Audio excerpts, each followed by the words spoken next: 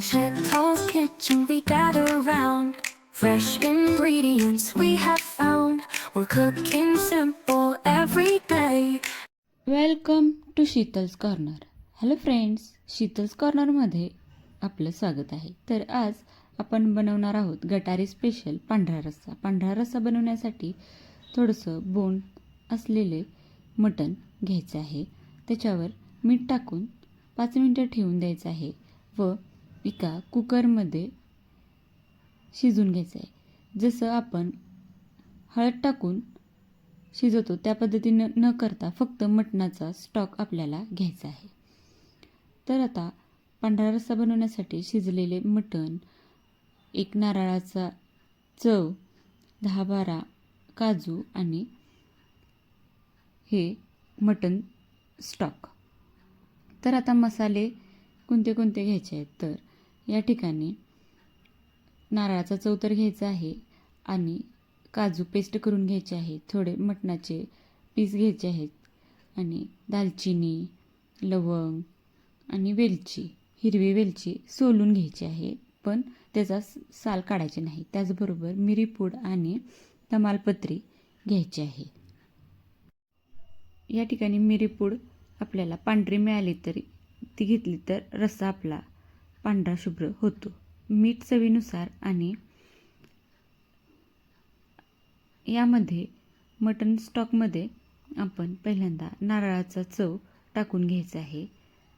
त्याचबरोबर जे आपण काजूची पेस्ट करून घेतलेली आहे तीही याच वेळी एकत्र करून घ्यायचं आहे. म्हणजे हे एकत्र करून घेतल्यानंतरच मग फोडणी करायची आहे.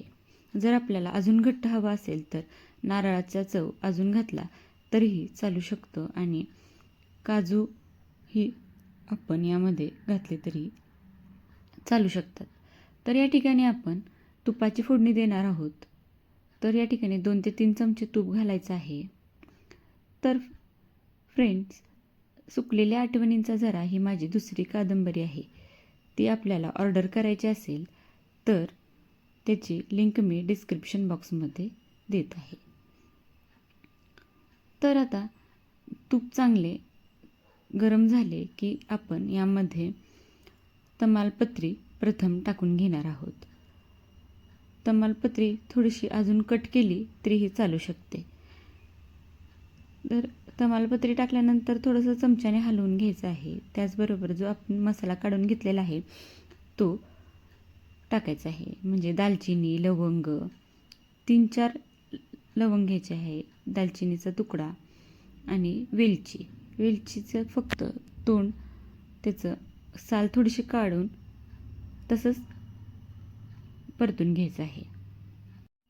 आता यामध्ये आपण पांढरा रस्सा करण्यासाठीचा जो स्टॉक काढलेला आहे तो यामध्ये पळीच्या साहाय्याने ओतून घ्यायचा आहे व त्यानंतर सर्व स्टॉक ओतून बारीक गॅसवर गरम करायचं आहे. याला उकळी येऊ द्यायची नाही. उकळी आली तर आपला रस्सा फुटू शकतो, म्हणजे नारळ पाणी वेगळं होऊ शकतं. तर मटणचे जे तुकडे छोटे छोटे करून घेतलेले आहे तेही यामध्ये टाकायचे आहे.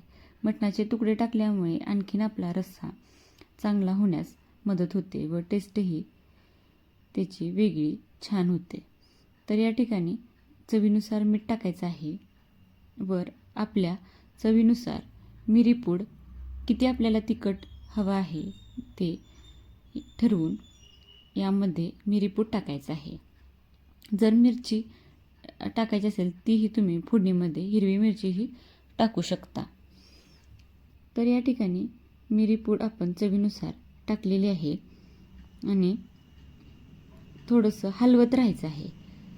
हलवल्यामुळे त्याची सगळ्या मसाल्याचं चव आहे तोही उतरतो आणि आपला पांढरा रस्साला उकळीही येत नाही, ती फुटत नाही. त्यामुळे सतत हलवत राहायचं आहे. आपल्याला हा रस्सा अगदी कमी वेळेत होतो आणि हॉटेलपेक्षाही याची टेस्ट छान येते. तुम्ही एकदा या पद्धतीने करून पहा. अगदी कुणालाही सहज बनवता येईल अशी ही ट्रिक आहे. तर छान फ्रेश कोथिंबीर टाकून परत गरम करायचं आहे आणि सतत हलवत राहायचं आहे. त्याची ही टेस्ट चांगली येण्यास कोथिंबिरीचा महत्त्वाचा वाटा आहे.